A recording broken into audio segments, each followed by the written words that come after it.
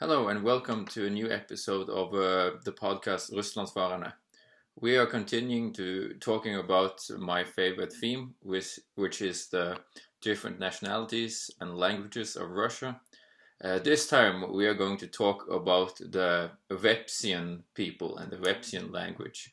Today's guest is a tourist guide at the Museum of Scholte Serra. Soltazera? Soltazera. Okay, yeah. Excuse me if I'm butchering the name, but yeah, and he works at the ethnic museum of Soltazerska, which is in the Republic of Karelia in Russia. Welcome, Eugeny Foteev. Tervjan Kaikele. Hello. Hello. And what does that mean? Tervjan Kaikele, it's a greeting on Vepsian language. I wish to be healthy for everyone. Okay, it's like terve or something like that. Yes, relative words. Okay, yeah. But yeah, and it's kind of an interesting thing because I've been to Karelia and I bought this flag, the Vepsian flag. Yeah. Yeah. It's kind of an interesting flag because it's the opposite of the Norwegian flag in many ways, in sense of colors. So yeah. It has the same skillet, but our colors. Yeah, it's kind of the opposite colors in some way. But yeah. Yeah, just colors of our loved nature. Forests, lakes and rivers, and the gold is the color of the life. Interesting, yeah. But yes, a little bit. Let's just start from the beginning. For those who doesn't know anything about the Vepsian people or the Vepsian language, who are they? So we are a very small numbered nation. Nowadays, near 5,900 people living in Karelia, Leningradsky region, and Volогодsky region. And truly say, not so much people nowadays can speak Vepsian. But yeah, but you yourself are a Vepsian, and your native language is Vespsian, right? Yes, my language is Vepsian, but in my family there was a very interesting story because my grandmother from the father's side, she is a true Veps, and she was speaking Vepsian from the childhood. Her son, my father, he knew Vepsian language, but he used it not very often, just in different cases when he wanted to make a joke or something expressive. Yes, and my parents, they didn't study me Vepsian language, and my grandparents, they didn't studied me too. I studied language in a school, and then when I started to work in the museum after university, I just realized that I want to learn my language better, and I started to improve it. Yeah, that's great because you are relatively young. Like, how old are you? 28. 28, yeah. And how many speakers are there in around that age or younger than you? I think not so much, but we have a lot of activists who works in museums, in newspapers of Vepsian nation, at the TV, radio, and musicians. A lot of really burning guys who knows that we need to to save our language, Mm. to bring it into the world. Mm. Yeah, and are there some villages that where there are only Vepsian speakers? Not, I'm not think so. Maybe 30 years ago, you could came to the Vepsian village and hear the language everywhere.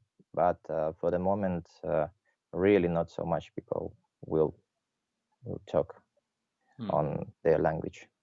Yeah, but do you yourself practice it a lot? Yes, I'm trying now to speak with my granny. She is always very amused because she doesn't know what for I'm doing that.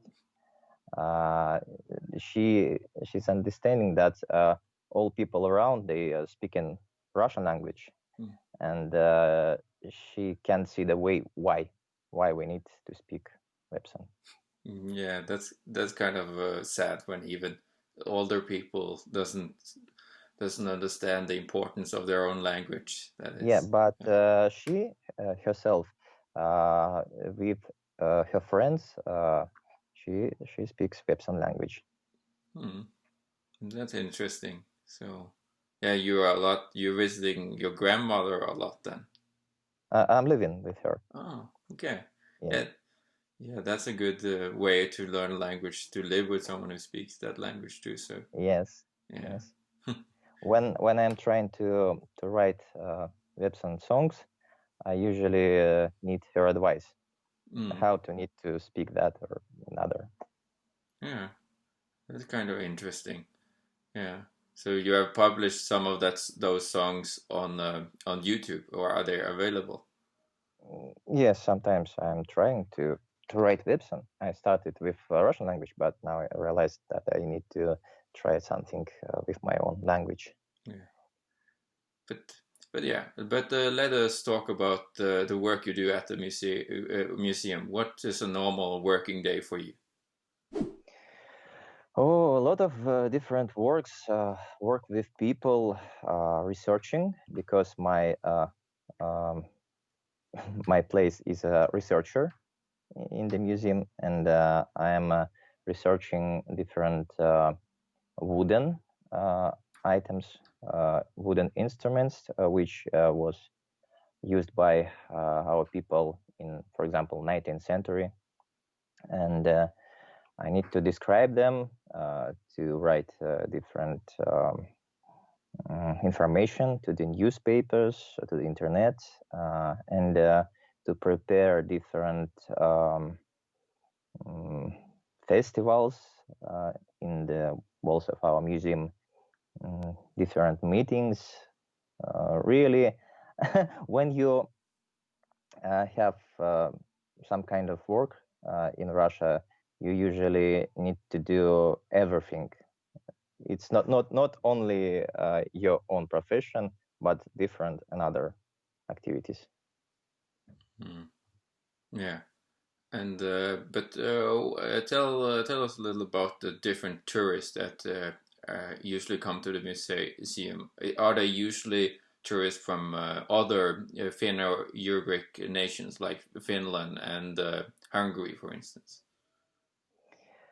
We have a lot of tourists from Finland, from Estonia, from another different Finno-Ugric countries, and they are always very amused, in a very great mood, that they found the relatives, and they can hear the language which is similar to their languages, and it's always some kind of miracle when you can find these similarities in your languages. But really, mostly our tourists are Russian people from St. Petersburg, from Moscow, Tver, Petrozavodsk, from different parts of our country and from all over the world. Mm. Yeah, and yeah, that's interesting. And of course, the most interested tourists are, of course, the Finno Ugric people. But let us talk about the Vepsian language itself. Mhm. Um, how do the Vepsian language differ from the other Finnic languages like Finnish and Karelian? Mhm. Like, what is the closest language to Vepsian? Okay, let's go from the start. Vepsian language is the member of Finno-Ugric group. Sorry, Uralian family, Uralian language family, Finno-Ugric group, and we have Latin alphabet with 28 letters and sign of smoothing. What's the nearest language? The nearest language is Ludic language, and I can say it's a very interesting moment that our Vepsian people who live in the Karelia near the Anega Lake, we are calling ourselves sometimes like Ludikel. So you can hear it like Ludik and Ludikel, very similar. So we are the nearest relatives. So difference. We have a lot of different cases, 19 to be correct. For any case of your life, you have different flexions which can change the world, the word. For example, from where you taking something, with whom you going somewhere, where you going, and different different cases to show what you're doing and how you're doing something. Yeah, because I know that Finnish have 15 cases, grammatical cases, and Hungarian 18. But yeah, you said it yourself that you had 19 grammatical cases. 19. But I've read somewhere else that it's 24. But what maybe that cases very old forms which we're not using for the moment. Yeah. Yeah. And else about difference. The endings of the words usually have, for example, Finnish word the dog, koira, and Vepsian language koir without a, koira, koir. So very it's normal for Vepsian language. Very often we have such way, not koira but koir. Examples. Yeah. Yeah. But is Vepsian a very conservative Finnic language in many ways? Maybe we can say that, because at the moment we have no so much poets, writers who can change the language, who can bring something new, some new ways to use the language. Maybe that's why it's very conservative. Yeah, but and we have 3 different dialects of Vepsian language. My native dialect is Northern Vepsian. It's the Vepsis who live in Niga, near the Nega Lake. We have in Leningradsky region Southern Vepsians, and in Volогодsky region, Central Vepsian dialect. And we can understand each other. Not very big difference. But it's like, but some people might be a little curious. What, like, compared to the Finnish language spoken in Finland, like, how much do you understand each other? Like, do you speak Finnish, for instance? When we have Finnish tourists or Estonian tourists, me, for example, usually using English language to take them excursion. But when I forget some words, I can use Vepsian language, and very often we can find similarities. The words which were many centuries, the words which connected with nature, with the weather, with I don't know, water, vesi, viesi, names of animals, koir, koira, but Finnish, the bear, karhu, Vepsian, kondi, different. Because there was a period when Vepsian language was alone without another Finnic languages, and it's built himself.